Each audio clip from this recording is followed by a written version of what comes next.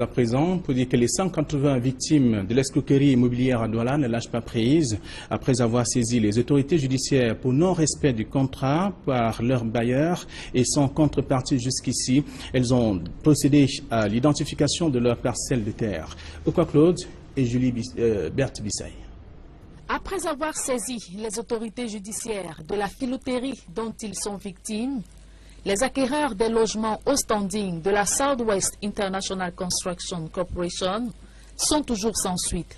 Fatigués des promesses non tenues de la part de la promotrice du projet, ils sont passés à l'action. Le but de notre présence ici aujourd'hui, c'est de mettre sur pied l'une des actions que nous avons prévues. Précisément, l'identification d'abord du site pour avoir de l'eau de tout un chacun. Deuxièmement, matérialiser cela en y mettant nos plaques avec les noms.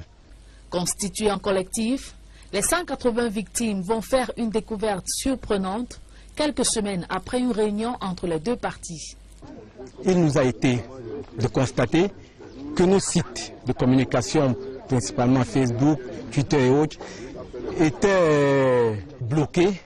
Il a fallu que nous fassions des pieds et des mains pour que nous puissions le mettre actif et un peu plus stable. Mais à côté de ça, la goutte d'eau qui a fait déborder le vase est tout simplement parce que cette promotrice s'est rapprochée de certains de nos membres et elle a bien ciblé ceux qui n'avaient pas été à la réunion pour venir faire des propositions qui ne satisfont du tout. Aujourd'hui, il nous a été rapporté qu'elle propose, elle est prête à laisser le terrain, mais elle propose de le vendre à 100 000 francs le mètre carré. On se demande, c'est pourquoi tout ça? La mise en cause s'explique. Le projet va être livré sur une période de 24 mois. C'est-à-dire qu'on ne livre pas toutes les maisons le même jour. Aujourd'hui, nous n'avons pas encore terminé.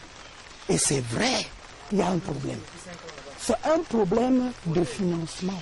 Nous avons commencé d'abord en 2012.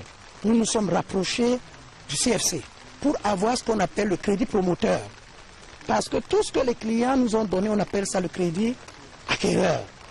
Mais en tant que promoteur, nous avons d'abord mis nos propres fonds. Ensuite, les clients ont mis leurs fonds. Aucune banque, même le crédit foncier, ne nous a pas donné un crédit promoteur.